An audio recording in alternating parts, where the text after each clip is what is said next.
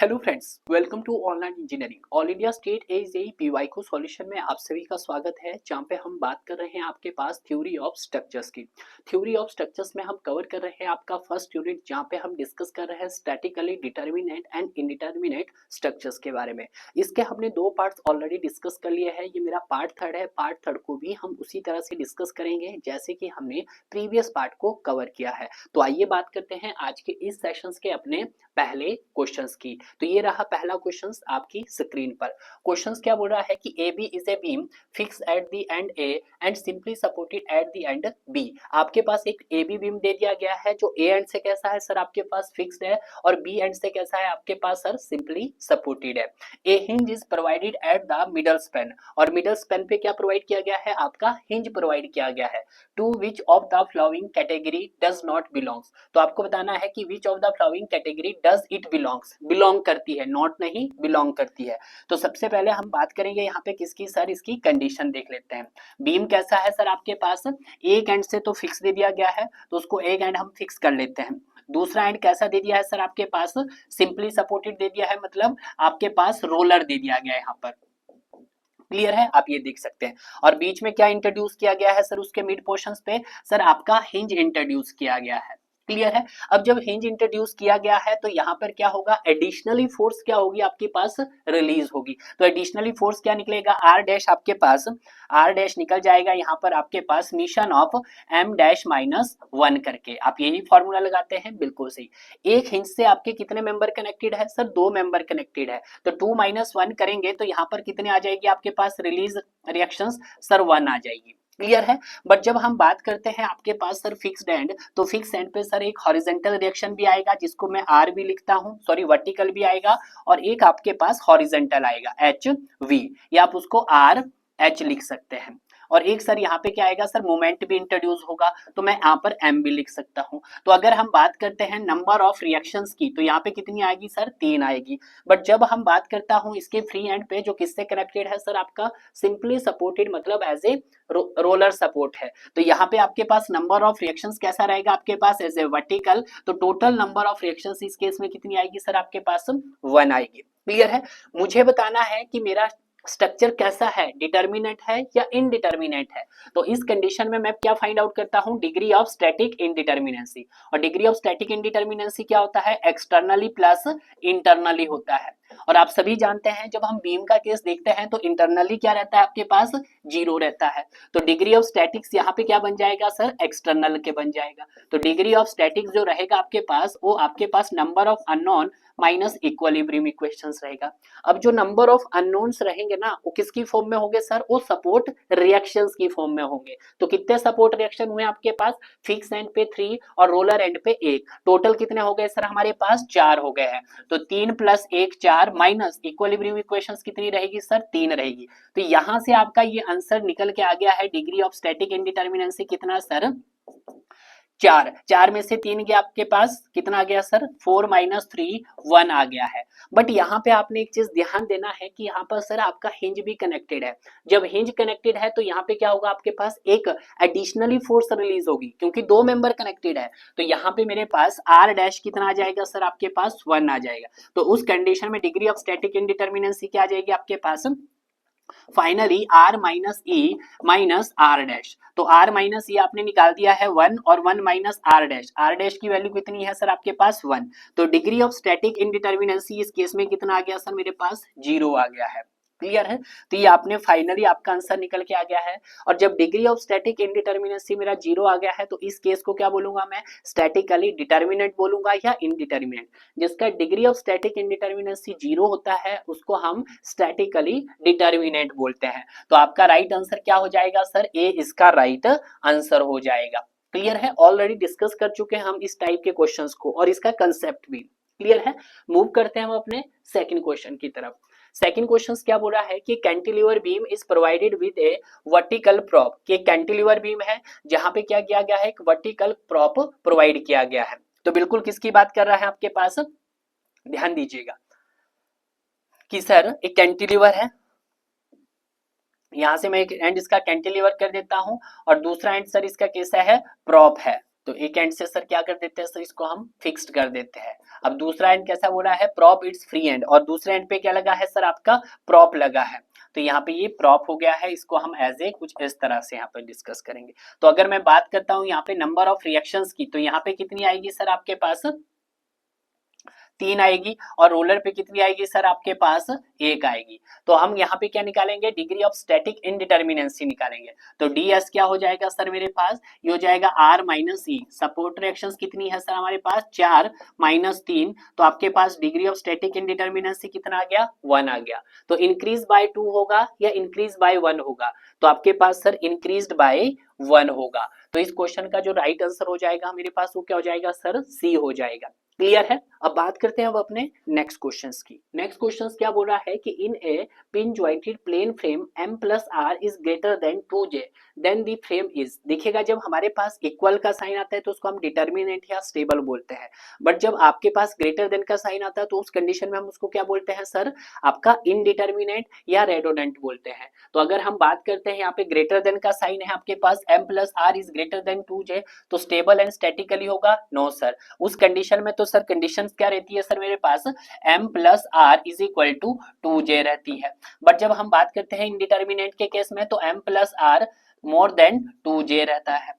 Clear है। Unstable के case में देखते हैं तो m plus r is less than 2j रहता है। तो सारी की सारी कंडीशंस हमने डिस्कस कर ली है। आपसे कौन सा पूछा है सर, यहाँ पर कौन सी कंडीशन दी गई है sir, stable and indeterminate structures, यानी कि B is the right option हो जाएगा। जहां पे m क्या है आपके पास, नंबर्स ऑफ मेंबर्स है, r क्या है रिएक्शन कंपोनेंट्स, और j क्या है हमारे पास सर, नंबर ऑफ जॉइंट्स है।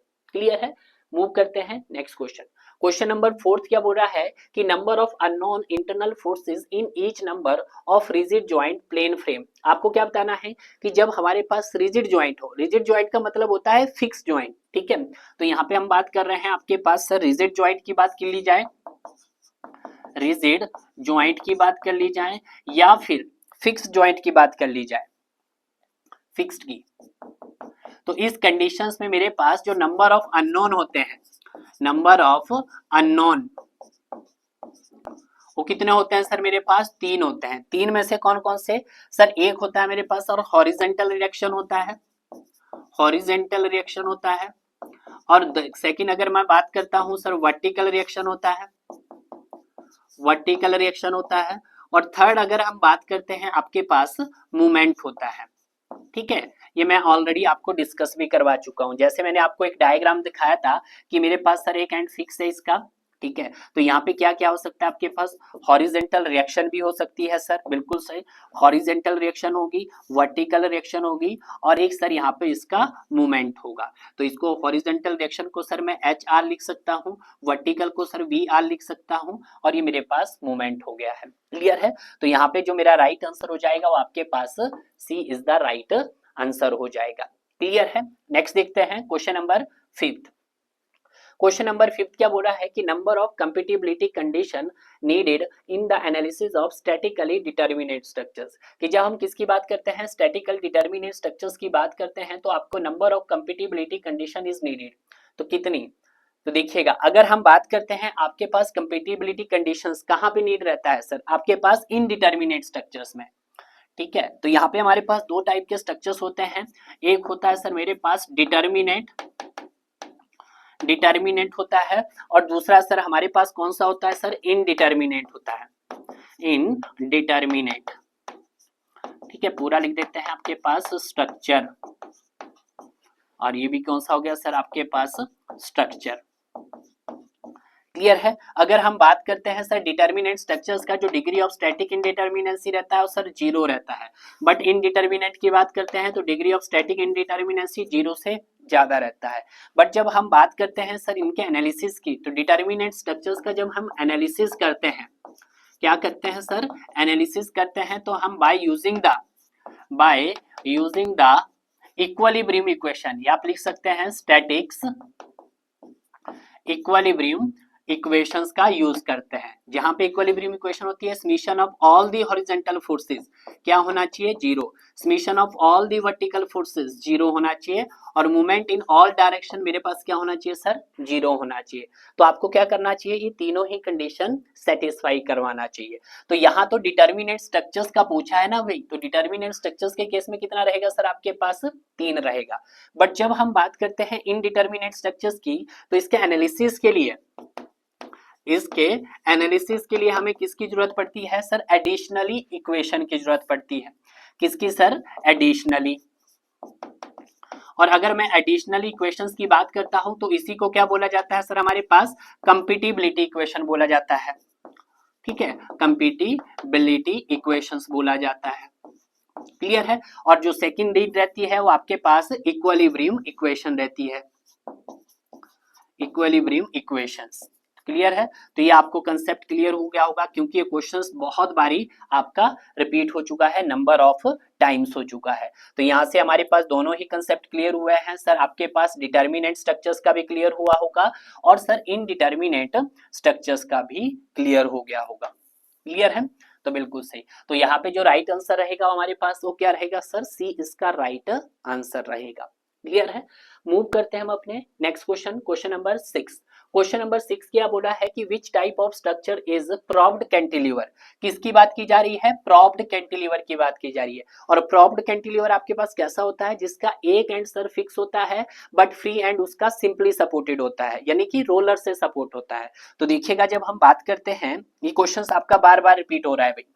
ठीक है, एक एंड कैसा हो गया सर आपका, कैंटिलीवर का फिक्स होता है, और दूसरा एंड सर आपका कैसा होता है, प्रोप्ड होता है। जब सर प्रोप्ड होता है तो यहाँ पे भी एक वर्टिकल रिएक्शन आएगा, बिल्कुल सर, जिसको मैं मेंशन कर सकता हूं यहाँ पर आर वी से। और जब हम बात करते हैं फिक्स एंड से, तो यहाँ पे हॉरिजेंटल भी आएगा, वर्टिकल भी आएगा, और सर हमारा मूवमेंट भी आएगा। क्लियर है। तो हॉरिजेंटल रिएक्शंस को मैं आर एच लिख सकता हूं, वर्टिकल को मैं आर वी लिख सकता हूं, और मूवमेंट को मैं एम लिख सकता हूं। तो total number of unknown reactions कितना हो जाएगा सर, यहाँ पर 3 हो जाएगा। रोलर पे है आपके पास तो कितना हो जाएगा, 1। तो टोटल नंबर ऑफ अननोन कितने हुए सर, यहाँ पर 3 और 1 4 हो गए हैं। क्लियर है, बिल्कुल सही। मुझे निकालना है कि मेरा स्ट्रक्चर्स डिटर्मिनेंट है या इनडिटर्मिनेंट है। तो अगर हम बात करते हैं डिग्री ऑफ स्टैटिक की, तो ये क्या रहेगा सर हमारे पास, unknown minus equilibrium equation. Unknown कितने हैं सर मेरे पास, यहाँ पर 4 आए टोटल, और इक्विलिब्रियम इक्वेशंस कितनी रहेगी, 3। तो 4 में से 3 जाएगा तो आपके पास कितना रहेगा सर, 1 रहेगा। तो यहां से जो मेरा डिग्री ऑफ स्टैटिक इंडिटर्मिनेंसी आया सर, वो 1 आया। और जब डिग्री ऑफ स्टैटिक इंडिटर्मिनेंसी आपके पास क्या हो सर, 0 से बड़ा हो, यानी कि डिग्री ऑफ स्टैटिक इंडिटर्मिनेंसी 0 से बड़ा हो, तो उस स्ट्रक्चर्स को हम क्या बोलते हैं सर, डिटर्मिनेट स्ट्रक्चर्स बोला जाता है। कौन सा बोला जाता है, डिटर्मिनेट स्ट्रक्चर बोला जाता है। तो यहाँ पे अगर हम बात करते हैं ऑप्शन की, तो ऑप्शन बोला है डिटर्मिनेट स्ट्रक्चर्स होगा या इनडिटर्मिनेट। 0 से बड़ा है तो उस केस में होगा सर आपके पास इनडिटर्मिनेट स्ट्रक्चर्स। क्लियर है। मूव करते हैं अब अपने नेक्स्ट क्वेश्चन, क्वेश्चन नंबर 7 की। क्वेश्चन नंबर 7 क्या बोल रहा है कि how many degree of indeterminacy. आपको क्या निकालना है, degree of indeterminacy. Same question previous का था। तो डिग्री ऑफ स्टैटिक इनडिटर्मिनेंसी क्या होता है, number of unknown minus equilibrium equations. और यहाँ पे कैसा है, प्रोप्ड कैंटिलीवर। प्रोप्ड कैंटिलीवर क्या होता है, एक एंड फिक्स होता है सर, और दूसरा एंड आपके पास कैसा रहता है सर, रोलर सपोर्ट रहता है। तो टोटल नंबर ऑफ रिएक्शंस कितनी आई थी सर, 4 माइनस 3। तो यहां से डिग्री ऑफ स्टैटिक इनडिटर्मिनेंसी कितना हो गया सर, आपके पास 1 हो गया है। तो आपका आंसर क्या रह गया सर, यहाँ पर ए इज द राइट आंसर। देखिएगा क्वेश्चंस को अलग अलग तरीके से पूछा जा रहा है, एक ही क्वेश्चंस को घुमा फिरा के। क्लियर है, यस सर। नेक्स्ट देखते हैं क्वेश्चन नंबर 8। क्वेश्चन नंबर 8 क्या बोल रहा है कि एक फ्रेम में be defined as determinate structures, कि एक फ्रेम है उसको आप डिटर्मिनेट स्ट्रक्चर्स कब बोलोगे, जब हमें उसका क्या पता होगा, डिग्री ऑफ स्टैटिक इनडिटर्मिनेंसी पता होगा। और डिग्री ऑफ स्टैटिक इनडिटर्मिनेंसी क्या होता है फ्रेम के केस में, टोटल अननोन क्या होता है सर आपके पास, total unknown, unknown minus total known, total known होते हैं। क्लियर है। अब आप बोलोगे सर कि टोटल नंबर ऑफ अननोन कैसे निकालेंगे, यहाँ पर तो ये निकल के आ जाएगा आपके पास 3m प्लस आर ई। क्लियर है, बिल्कुल सही। और अगर हम बात करते हैं सर टोटल अननोन की, तो टोटल अननोन कैसे निकलेगा, 3j plus are are dash क्या है, कितने नंबर ऑफ फोर्सेस सर वहां पर आपके रिलीज हुए।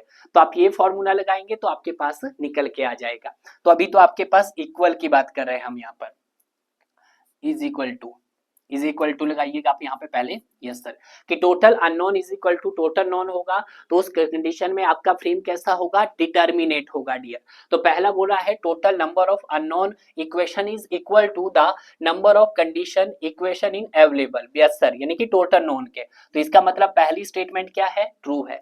सेकंड देखिएगा, total number of unknown equation is more then, नहीं मोर नहीं होगा तो फॉल्स हो गया है। सी देखते हैं, total number of unknown equation is less than, सन लेस भी नहीं होगा, फॉल्स हो गया है। और total number of unknown equation is not equal to, ये भी नहीं हो सकता है। तो आपके पास राइट आंसर क्या हो जाएगा सर, हमारे पास ए इज द राइट ऑप्शन हो गया है। क्लियर है, यस सर। जहां पर एम क्या है आपके पास, नंबर ऑफ मेंबर है। आर ई क्या है आपके पास, एक्सटर्नली सपोर्ट रिएक्शन है। जे क्या आपके पास नंबर ऑफ ज्वाइंट्स है। आर डैश क्या है, कितने नंबर ऑफ फोर्सेस वहां पर रिलीज हुए हैं, अगर आपका हिंज से कनेक्टेड है। क्लियर है, यस सर। नेक्स्ट देखते हैं क्वेश्चन नंबर 9। क्वेश्चन नंबर 9 क्या है कि statically indeterminacy of two storey two bay plane frame है। कैसा बोला गया है कि आपके पास 2 स्टोरी है और 2 बे है, आपके पास plane frame having fixed base, जिसका बेस कैसा कर दिया गया है, फिक्स। तो देखिएगा यहाँ पे हम बना लेंगे, 2 स्टोरी बिल्डिंग बनाने की कोशिश करी जाएगी यहाँ पर। ये देखिएगा, ये सिंगल स्टोरी हुआ, ये आपके पास 2 बे बोल दिया। तो 2 बे के लिए आपके पास क्या बन जाएगा, 2 बे बनाना है, एक बे ये बन गया, दूसरा बे ये बन गया। ये आपका ग्राउंड है और ये आपका फर्स्ट फ्लोर है। तो यहाँ पे लिख सकते हैं सर ये जी है आपके पास, ये सर मेरे पास G+1 है। तो 2 स्टोरी हुआ।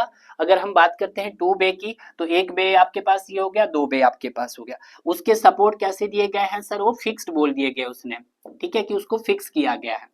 तो सर उसको हम फिक्स्ड कर लेते हैं यहाँ पर, ये आपके क्वेश्चंस में ऑलरेडी दिया गया है। अब ध्यान दीजिएगा, सबसे पहले अगर हम बात करते हैं कि सर फिक्स पे कितनी रिएक्शंस आएगी, सर मेरे पास 3 आएगी। दूसरे फिक्स पे भी कितनी रिएक्शन आएगी, सर फिक्स है तो 3। तीसरा भी सपोर्ट कैसा है, फिक्स, तो रिएक्शंस कितनी आएगी, 3 आएगी। क्लियर है, बिल्कुल। हमें क्या निकालना है कि स्टैटिकली इनडिटर्मिनेंसी निकालनी है हमको।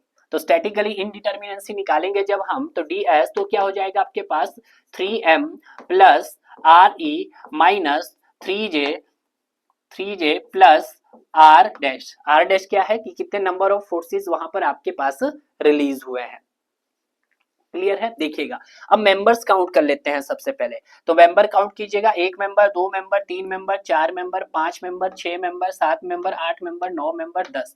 टोटल मेंबर कितने हो गए सर आपके पास यहाँ पर, 10 हो गए हैं। अगर हम बात करते हैं एक्सटर्नली सपोर्ट रिएक्शन का, तो 3 6 9, कितना हो गया सर आपके पास 9। ज्वाइंट की बात कर लेते हैं सर, ज्वाइंट कितने हुए sir, 1 joint, 2 joint, 3 joint, 4 joint, 5 joint, 6 joint, 7 joint, 8 joint, 9 joint. Total number of joints कितने हो गए सर हमारे पास, 3 6 3 9, 9 ज्वाइंट्स। और अगर हम बात करते हैं कितने नंबर ऑफ फोर्सेस रिलीज हुए, सर कोई भी हिंज कनेक्शन नहीं है तो सर 0 है। पुट कीजिएगा ds हमारे पास जो बन जाएगा 3 टाइम्स m, m कितना है sir 10 plus externally support reaction sir 9 minus 3 joint, joint कितने हैं सर 9 प्लस 0, कोई भी फोर्सेस रिलीज नहीं हुआ। तो इसको जब सॉल्व करेंगे तो यहाँ पे कितना आ जाएगा आपके 10 3 जा 30, 30 प्लस 9 39, 39 माइनस 27। तो यहाँ से जो डिग्री ऑफ स्टैटिक इनडिटर्मिनेंसी आया मेरे पास वो कितना आ जाएगा सर 12 आ जाएगा। क्लियर है, तो सिंपल डायरेक्ट फॉर्मूला पुट कीजिएगा और अपना आंसर फाइंड आउट कीजिएगा। तो आपका राइट आंसर क्या हो गया सर, यहाँ पर सी इज द राइट आंसर हो गया है। क्लियर है, नेक्स्ट देखते हैं क्वेश्चन नंबर 10। क्वेश्चन नंबर 10 क्या बोल रहा है कि for the analysing pin jointed frame, किसकी बात कर रहे हैं हम, आपके पास पिन ज्वाइंटेड फ्रेम की बात की जा रही है,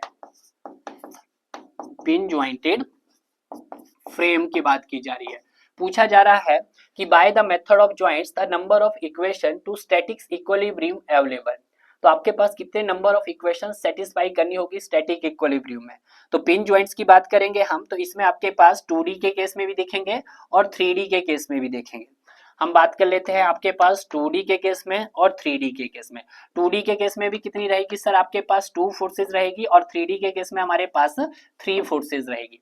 क्लियर है, तो यहाँ पे देखिएगा क्वेश्चन में ही तो मेंशन नहीं किया, बट आपको ध्यान रखना कितना रहेगा सर, पिन ज्वाइंटेड में इतना रहेगा और स्पेस ज्वाइंट में 3D है आपके पास ये स्पेस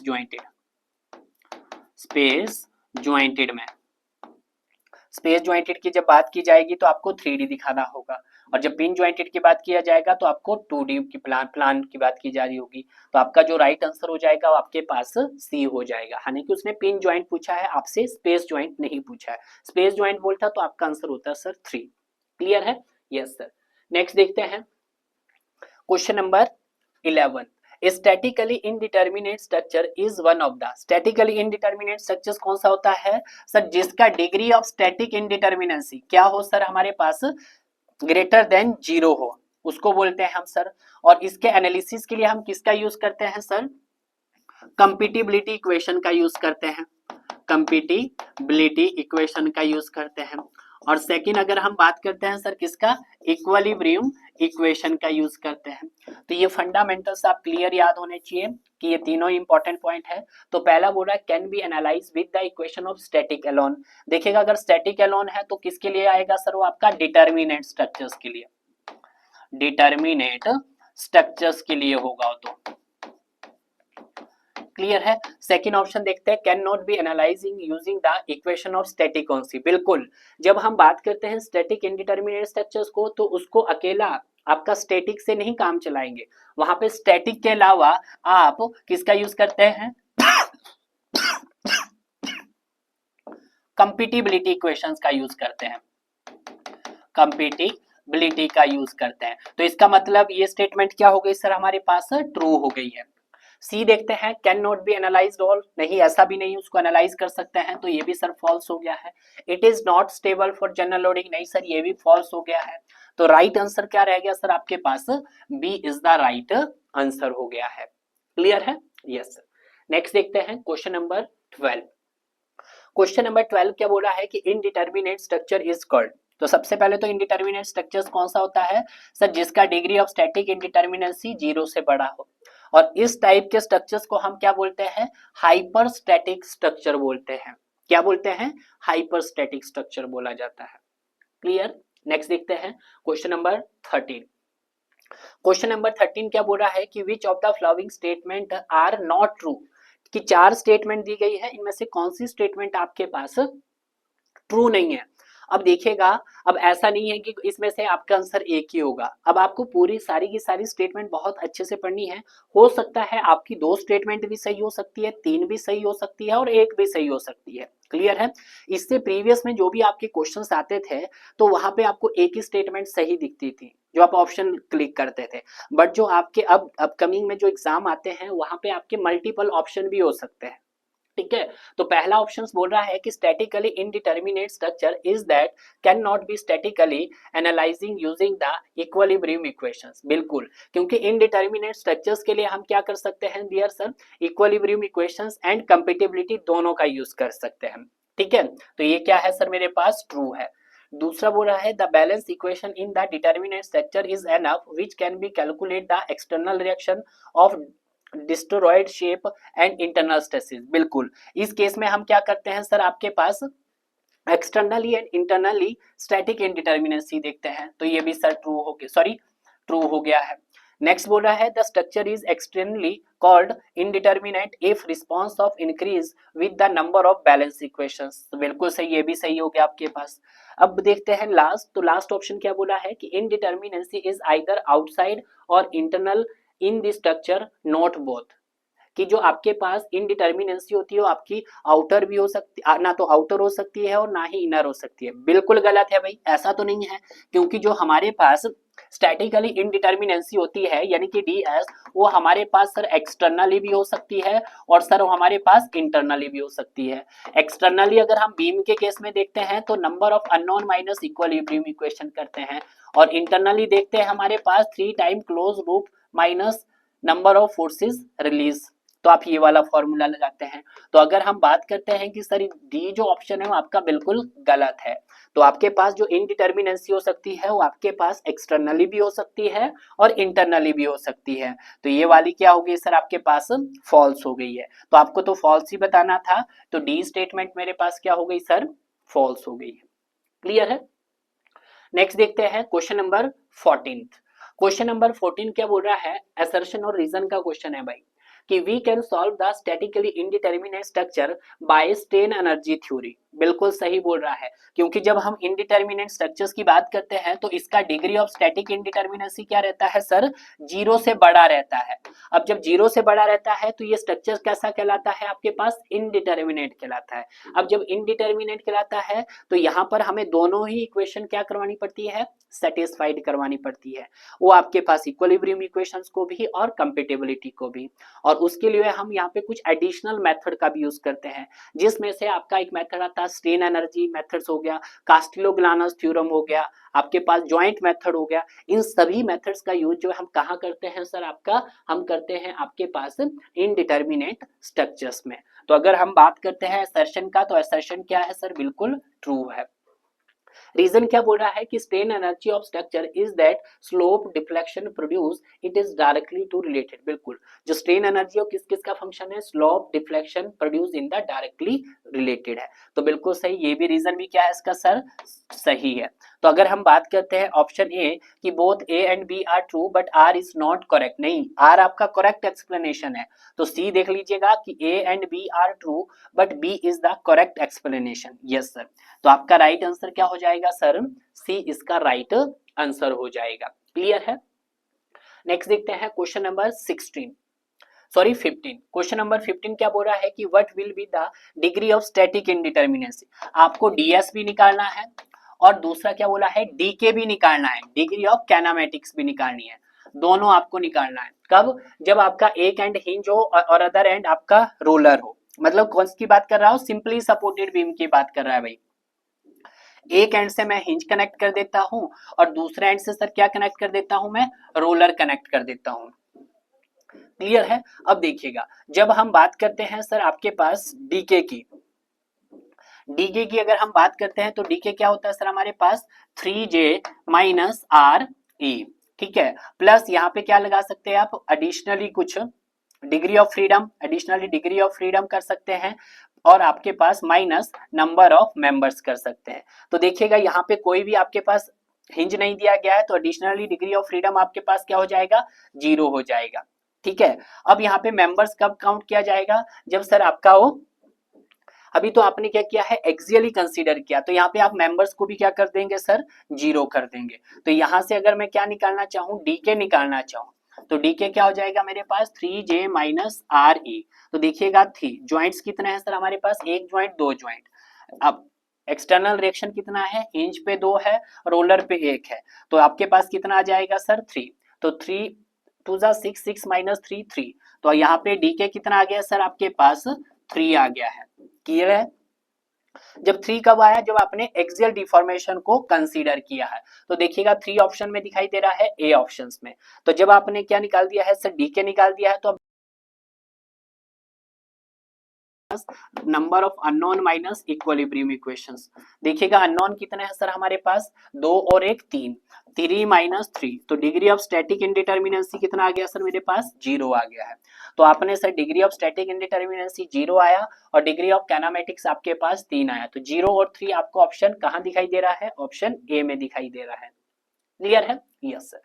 नेक्स्ट देखते हैं क्वेश्चन नंबर 16, रेडोडेंट फ्रेम्स में बी एनालाइज्ड। देखिएगा किसकी बात की जा रही है, रेडोडेंट फ्रेम की बात की जा रही है। अब जो रेडोडेंट फ्रेम का जो कंसेप्ट आता है, ये कब आता है, जब सर मेरे पास number of members more than किससे हो, 2J माइनस 3 हो। तो ऐसी कंडीशंस को हम क्या बोलते हैं, या तो आप बोलते हैं सर रेडोडेंट बोला जाता है, या फिर सर हम इसको इनडिटर्मिनेट स्ट्रक्चर बोल देते हैं। क्या बोल देते हैं, इनडिटर्मिनेट स्ट्रक्चर्स। या रेडोडेंट नहीं बोलना आपने, इनडिटर्मिनेट, तो imperfect frame, imperfect frame, sorry. Clear है, ये बोल सकते हैं। तो इसके लिए हम क्या करते हैं सर, रेडोडेंट और इम्परफेक्ट फ्रेम के लिए सर यहाँ पे हम कास्टिलोग्लानोस थ्योरम का यूज करेंगे। किसका सर, कास्टिलोग्लानोस थ्योरम का।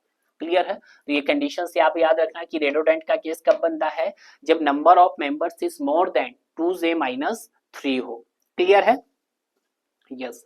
नेक्स्ट देखते हैं क्वेश्चन नंबर 17, क्वेश्चन नंबर 17 क्या बोल रहा है कि डिग्री ऑफ कैनामेटिक इंडिटर्मिनेसी, आपको क्या निकालना है, डिग्री ऑफ कैनामेटिक इंडिटर्मिनेसी। तो सॉल्व कीजिएगा, फॉर्मूला मैंने अभी बताया, डिग्री ऑफ कैनामेटिक्स का क्या फॉर्मूला बनता है, 3j minus R E plus additional degree of freedom ADO plus minus number of member. Additional degree of freedom को आप आर डैश भी लिख सकते हैं, ठीक है। तो मैं क्या लिख देता हूं यहाँ पर सर, आर डैश लिख देते हैं।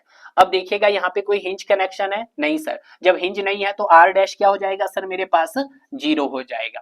क्लियर है। तो अगर मैं बात करता हूं यहाँ पे डीके की, तो डीके कितना आ जाएगा सर हमारे पास, डीके जो आ जाएगा, अब देखिएगा वहां पे उसने कोई भी कंडीशन नहीं दी गई, तो आप जनरल कंडीशन लीजिएगा, 3 टाइम्स ज्वाइंट, ज्वाइंट कितने दिए गए, 1 ज्वाइंट, 2 ज्वाइंट, 3 ज्वाइंट, 4 ज्वाइंट, तो 3 मल्टीप्लाई बाई 4। रिएक्शंस कितनी है सर, ये भी आपके पास फिक्स्ड है, ये भी फिक्स्ड है, 6। तो यहां से मेरे पास डीके कितना आ जाएगा सर, 12 माइनस 6, 12 माइनस 6 करेंगे तो हमारे पास 6 आ जाएगा। अब यहां से हम क्या करेंगे, माइनस एम, मेंबर्स को माइनस करेंगे तो मेंबर कितने कनेक्टेड है, 1 2 3, तो यहाँ पे 3, तो 6 माइनस 3 किया, या आप इसको पूरा सॉल्व कर लेते हैं। यहाँ पे देखिएगा, यहाँ पे आपके पास नंबर ऑफ मेंबर्स हमने किया 3, तो यहाँ पे आ गया 12 माइनस 9, तो आपके पास आंसर कितना आ गया सर, 3 आ गया है। तो डिग्री ऑफ कैनामेटिक्स इस केस में कितनी आ गई सर, आपके पास 3 आ गई है। क्लियर है, क्योंकि यहाँ पे एडिशनल डिग्री ऑफ फ्रीडम आप निकाल सकते थे, बट नहीं है, यहाँ पे कोई भी हिंज कनेक्ट नहीं है, ठीक है। Yes sir, 70। नेक्स्ट देखते हैं क्वेश्चन नंबर 18। क्वेश्चन नंबर 18 क्या बोल रहा है हमारे पास, क्वेश्चन नंबर 18 बोल रहा है the kinematic indeterminacy of plane frame shown in figure is disregarding the axial deformation. क्या बोला है कि डिसग्रेडिंग करना आपको axial deformation of the members को। तो सिंपल सा फॉर्मूला है जो हमने अभी किया था आपके पास डीके का, तो डीके क्या हो जाएगा हमारे पास, 3j माइनस आर ई, यही देखिएगा previous formula, 3j minus R E plus R dash minus M. Clear है। अब देखना है यहाँ पे आपके क्या है, लोड लगा है आपके पास, ठीक है। तो देखिएगा हिंज भी है यहाँ पे बोला गया आपके पास, यस सर। तो यहाँ पे सपोज करो आपका जहाँ पे लोड लग रहा है वहां पे हिंज इंट्रोड्यूस होगा, तो यहाँ पे रिएक्शंस हमारे पास कितनी आ गई है, 2, यहाँ पे भी रिएक्शंस कितनी आ गई सर, आपके पास 2 आ गई है। क्लियर है। तो सॉल्व कीजिएगा यहाँ पर, तो ये 3 ज्वाइंट्स कितने हैं सर, तो ज्वाइंट्स है मेरे पास 1 ज्वाइंट, 2 ज्वाइंट, 3 ज्वाइंट, 4 ज्वाइंट, तो 3 मल्टीप्लाई बाई 4। रिएक्शंस कितनी आई सर, 2 और 2 4 आई है। कितने फोर्सेस रिलीज हुए सर हमारे पास यहाँ पर, सर फोर्सेस रिलीज हुए हैं आपके पास आर डैश, मतलब एक हिंज यहाँ पे कनेक्टेड है, तो यहाँ पे 2 मेंबर्स कनेक्टेड होंगे, ठीक है। तो 2 मेंबर, 1 मेंबर, 2 मेंबर, तो m माइनस 1 यानी कि 2 माइनस 1 1 रहेगा। नंबर ऑफ मेंबर्स कितने हैं सर, 1 मेंबर, 2 मेंबर, 3 मेंबर, तो ये आ गया। सॉल्व किया हमने यहाँ पर, 4 3 12, 12 में से 4 गया आपके पास 8, 8 प्लस 1 माइनस 3। क्लियर है, कुछ इस तरह से किया हमने, यस सर। अब देखिएगा 9 माइनस 3 आपके पास कितना आ गया यहाँ पे सर, 6 आ गया है। तो यहाँ से मेरे पास डीके कितना आ गया सर, आपके पास 6, यानी कि सी इज द राइट आंसर आ गया है। डायरेक्ट फॉर्मूला पुटअप किया और आपने फाइनली आंसर निकाल दिया। नेक्स्ट देखते हैं क्वेश्चन नंबर 19। क्वेश्चन नंबर 19 क्या दिया गया आपके पास कि given that J is the number of joint, B and R is the number of member. अब देखिएगा B को उसने क्या बोला है, मेंबर, तो B को मैं M ले सकता हूं, यस सर। J आपके पास ज्वाइंट है और R आपके पास रिएक्शंस है। ज्वाइंट कितने हैं सर मेरे पास, यहाँ पर 3 है, तो यहाँ पे 3। रिएक्शंस कितनी है सर, 4 है। मेंबर्स कितने हैं सर मेरे पास, यहाँ पर 4 है। क्लियर है। तो आपको बताना है कि डिटर्मिनेंट है या इनडिटर्मिनेंट है। तो डायरेक्ट फॉर्मूला लगा देंगे हम यहाँ पर अपना कि m is equal to 2j minus 3। Joints 3 है, नहीं सर ज्वाइंट्स हमारे पास 4 है भाई, ज्वाइंट्स कितने हैं, 4। ज्वाइंट हमारे पास 4 है और रिएक्शन हमारे पास 3 है। अब देखिएगा, तो देखिएगा m is equal to 2 multiply by 4 minus 3, तो m कितना आ गया हमारे पास सर, यहाँ पर 4 दूनी 8, 8 में से 3 गया 5। गिवन m कितना है सर आपके पास, कितना m दिया हुआ था सर, 4 दिया हुआ था। 4 लेस देन है आपके पास, कंडीशन से लेस देन, तो जब लेस देन वाली कंडीशन होती है तो आपका स्ट्रक्चर क्या होता है सर, आपका अनस्टेबल होता है। क्या होता है सर, अनस्टेबल होता है। और जब अनस्टेबल होता है तो उस कंडीशन में हमें क्या फॉर्म करना पड़ता है सर, मैकेनिज्म फॉर्म करना पड़ता है, फॉर्म्ड मैकेनिज्म। क्लियर है। थोड़ा सा ध्यान दीजिएगा यहाँ पर कि आपके पास नंबर ऑफ मेंबर्स कितने कनेक्टेड थे सर, 4 कनेक्टेड थे। ज्वाइंट्स कितने थे सर, 4, हमने 3 ले लिए थे, उसने 4 बोले हैं। रिएक्शंस कितनी थी, 3 थी। आपने कंडीशन चेक किया तो आपके पास क्या आई condition, m is less than, हमारे पास कंडीशन बनी m is less than 2j minus 3 बनी है। क्लियर है। और ये कंडीशन बनी है तो आपका स्ट्रक्चर कैसा होगा सर, अनस्टेबल होगा। तो आपका राइट आंसर जो रहेगा सर वो आपके पास डी रहेगा। क्लियर है, यस सर। नेक्स्ट देखते हैं क्वेश्चन नंबर 20। क्वेश्चन नंबर 20 क्या बोल रहा है कि इफ है planar system X parts are there with y number of forces then condition of statically determinate, statistical determinant के लिए कंडीशंस क्या बनेगी, y is equal to 3x, ये किसके लिए है sir, statically determinant.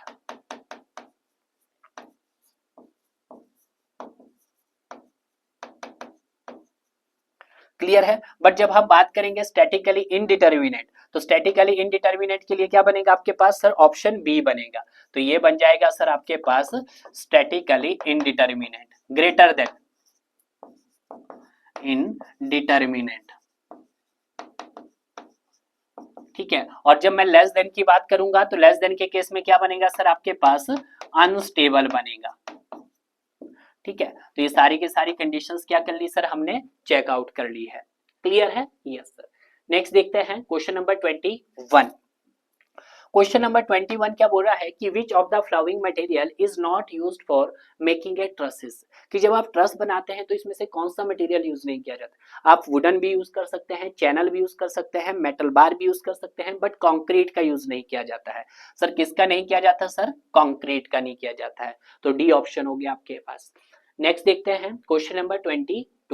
Question number 22 क्या बोल रहा है कि how many constraints are there in a fix support, आपको क्या बताना है, नंबर ऑफ कंस्ट्रेंट्स बताना है फिक्स्ड पे। तो मैंने आपको बता दिया कि जो नंबर ऑफ कंस्ट्रेंट होते हैं ना फिक्स्ड पे, वो आपके पास 3 होते हैं सर। कितने होते हैं सर, 3 होते हैं। अब 3 कौन कौन से बताए सर हमने, एक तो होता है सर आपके पास हॉरिजेंटल, एक होता है वर्टिकल, और तीसरा होता है सर आपके पास मूवमेंट। हॉरिजेंटल को मैं नाम दे रहा हूं सर आर एच, वर्टिकल को नाम दे रहा हूं आर वी, और मूवमेंट को मैं नाम दे रहा हूं एम। तो इस कंडीशन में नंबर ऑफ कंस्टेंट हो गए जो आपके पास इज इक्वल टू, वो कितने हो गए सर, 3 हो गए। आप फिक्स्ड की बात कर लो या रिजिड जॉइंट की बात कर लो तो वहां पे 3 ही होंगे। तो आपका आंसर हो गया सर यहाँ पर B is the right answer हो गया है। क्लियर है। हॉरिजेंटल हो गया, वर्टिकल हो गया, और आपके पास मूवमेंट हो गया। नेक्स्ट देखते हैं क्वेश्चन नंबर 23। क्वेश्चन नंबर 23 क्या बोल रहा है कि in a planar system X part member are there with y number of forces y is more than 3x। तो मैंने अभी आपको बताया था कि y अगर हमारे पास इक्वल हो 3x से, या फिर y हमारे पास क्या हो, ग्रेटर देन हो 3x, और y हमारे पास लेस देन हो 3x। तो इस सारी कंडीशन हमने आपको डिस्कस करवाई। अगर इक्वल हुआ तो क्या होगा आपके पास सर, स्टैटिकली डिटर्मिनेट होगा। तो हम बोल सकते हैं डिटर्मिनेट। और अगर सर आपके पास ग्रेटर देन होगा तो होगा सर इनडिटर्मिनेट, इनडिटर्मिनेट। और अगर सर आपके पास लेस देन होगा तो होगा सर हमारे पास स्टेबल होगा। क्लियर है। तो यहाँ पे जो मेरा राइट आंसर रहेगा स्टूडेंट, वो आपके पास किसका पूछा उसने, ग्रेटर देन। तो ग्रेटर देन किसका है सर आपके पास, स्टैटिकली इनडिटर्मिनेट। तो ये वाला ऑप्शन था, यानी कि B is the right option हो गया है। क्वेश्चन नंबर 23 का आंसर क्या हो गया हमारे पास सर, बी स्टैटिकली इनडिटर्मिनेट। तो इनडिटर्मिनेट ए में है ना भाई। और स्टैटिकली इनडिटर्मिनेट में आप सभी जानते हैं कि डिग्री ऑफ स्टैटिक इनडिटर्मिनेसी क्या रहता है, 0 से ज्यादा रहता है। तो ये भी आप लिख सकते हैं कि पहली कंडीशन में डिग्री ऑफ स्टैटिक इनडिटर्मिनेसी 0 रहता है, और डिग्री ऑफ स्टैटिक इनडिटर्मिनेसी आपके पास 0 से बड़ा रहता है इनडिटर्मिनेट में। अनस्टेबल में डिग्री ऑफ स्टैटिक इनडिटर्मिनेसी 0 से कम रहता है, यानी कि माइनस में। क्लियर है, यस सर। नेक्स्ट देखते हैं क्वेश्चन नंबर 24। क्वेश्चन नंबर 24 क्या बोल रहा है कि given that J is the number of joints B and R is the number of members. B को क्या बोला है, नंबर ऑफ मेंबर, B दिखेगा तो B को हम नंबर ऑफ मेंबर्स को मैं M लिख सकता हूं। कितना दिया गया है, 5। रिएक्शंस कितनी दे दी गई है, 4। और ज्वाइंट कितने दे दिया गया है हमारे पास, 4। आपको क्या बताना है कि आपका ट्रस क्या है। तो इस कंडीशन में हम डिग्री ऑफ स्टैटिक्स ही निकालते हैं। तो डिग्री ऑफ स्टैटिक्स क्या बन जाएगा, M plus R minus 2J। Truss के केस में यही लिखते हैं, यस सर। और ट्रस कैसा होता है सर हमारे पास, ट्रायंगुलर। तो यहाँ पे मेंबर्स भी दिया है हमारे पास 5, रिएक्शंस भी दी गई है 4 और ज्वाइंट्स भी दे दिए गए सर हमारे पास 4। सॉल्व करेंगे यहाँ पे 5 और 4 9, 9 में से 8 गया 8, 9 में से 8 गया तो कितना बचा आपके पास, 1 बचा है। तो जब डिग्री ऑफ स्टैटिक इंडिटर्मिनेंसी 0 से बड़ी आ रही है तो इसका मतलब क्या हुआ आपके पास, डिटर्मिनेंट स्ट्रक्चर हुआ इनडिटर्मिनेंट, सर स्टैटिकली इनडिटर्मिनेंट हुआ। क्लियर है। तो ये आपको ट्रस्ट के केस में बताना है कि ट्रस्ट के केस में जब हम डिग्री ऑफ स्टैटिक इंडिटर्मिनेंसी निकालते हैं तो m plus R minus 2j करते हैं। क्लियर है, यस सर। नेक्स्ट देखते हैं क्वेश्चन नंबर 25। क्वेश्चन नंबर 25 क्या बोल रहा है कि which of the following statement is true. पहला बोल रहा है कि एक roller is provided at the end of a bridge truss to allow the thermal expansion. बिल्कुल, कि जब हम क्या करते हैं, रोलर प्रोवाइड करते हैं ब्रिज के एंड पे, तो वहां पे क्या अलाउ करता है, थर्मल एक्सपेंशन अलाउ करता है। सर सही है, ट्रू है पहली स्टेटमेंट। सेकंड देखते हैं हम कि एक roller provides freedom of deformation in horizontal plane in case of thermal expansion. Sir ये भी ट्रू है। तो इसका मतलब क्या है, दोनों ही स्टेटमेंट क्या हो गई सर हमारे पास, ट्रू हो गई है। क्लियर है। नेक्स्ट देखते हैं क्वेश्चन नंबर 26। क्वेश्चन नंबर 26 क्या बोल रहा है कि एक degree of indeterminacy of frame shown in the given figure. देखिएगा आपको एक किसकी तरह दिखाई दे रहा है, ट्रस की तरह ही दिखाई दे रहा है। तो आपको क्या निकालना है यहाँ पर, इसके डिग्री ऑफ फ्रीडम। तो डिग्री ऑफ फ्रीडम निकालेंगे यानी कि degree of static indeterminacy m plus R minus 2j, कुछ इसी तरह से निकालेंगे। अब कैलकुलेट कीजिएगा कि कितने नंबर ऑफ मेंबर्स है। तो अगर मैं मेंबर्स की बात करता हूँ, 1 मेंबर, 2 मेंबर, 3 मेंबर, तो मेंबर्स कितने हो गए सर हमारे पास यहाँ पर 3। आर ई की बात करते हैं हम, तो सपोर्ट रिएक्शन, तो सपोर्ट रिएक्शन में आपको तीनों ही कैसे हैं सर, हिंज है। तो हिंज पे सपोर्ट रिएक्शन कितना रहता है सर, 2 रहता है। सर यहाँ पे भी 2 रहेगा और यहाँ पे भी आपके पास 2 रहेगा। तीनों पे हिंज है तो टोटल रिएक्शंस कितनी आ गई सर आपके पास, 6 आ गई। ज्वाइंट की बात करते हैं तो ज्वाइंट में भी आपके पास हिंज पे तो ऑलरेडी आपके 3 हिंज है तो 3 ज्वाइंट हो गए। एक टॉप में भी आपका ज्वाइंट है तो 4 ज्वाइंट्स हो गए यहाँ पे। सॉल्व कीजिएगा यहाँ पर तो डिग्री ऑफ स्टैटिक्स मिलेगा, नंबर ऑफ मेंबर्स सर हमारे पास 3 प्लस 6 माइनस 2 इंटू 4। क्लियर है। तो डिग्री ऑफ स्टैटिक इंडिटर्मिनेंसी 9 माइनस 8 यानी कि आपके पास कितना आ जाएगा सर, 1 आ जाएगा। क्लियर है। तो इस केस में भी मेरा डिग्री ऑफ स्टैटिक इंडिटर्मिनेंसी कितना आ गया है सर आपके पास, 1 आ गया है। तो देखिएगा जब 1 आ गया है तो ऑप्शन देखिएगा, चेक कीजिएगा सर आपका ऑप्शन बी आ गया है। क्लियर है। 26 क्वेश्चन। नेक्स्ट देखते हैं क्वेश्चन नंबर 27, आज का लास्ट क्वेश्चन।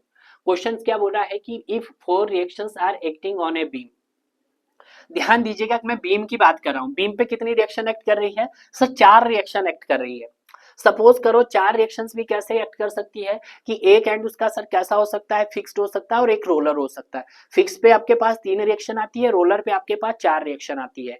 या आप ये भी कह सकते हैं कि हमारे पास reaction is more than equilibrium equation हो, तो उस कंडीशन में हम क्या कह सकते हैं सर, उसको डिटर्मिनेंट कह सकते हैं, स्टेबल या डिटर्मिनेंट कह सकते हैं। बट यहाँ पे उसने क्या नहीं इंडिकेट किया है, आपके पास टाइप्स ऑफ सेक्शन ही नहीं बताया गया है, सिर्फ आपको रिएक्शन बोल दिया गया है। अब जब रिएक्शंस बोल दिया गया है तो उस कंडीशन में हम उसको सेटिस्फाई नहीं करवा पाएंगे डियर। तो इसके लिए कैन नॉट से, हम कुछ कह नहीं सकते कि वो क्या किस तरह का होगा, हम रिएक्शन को देख के नहीं बता सकते। ठीक है, या तो प्रॉपर्ली बताए कि सर कौन सा बीम है, उसके सपोर्ट रिएक्शंस किस तरह के दिए हुए हैं, वो फिक्स है या रोलर है या हिंज है। तो इस कंडीशन में इसका आंसर क्या हो जाएगा सर, डी हो जाएगा।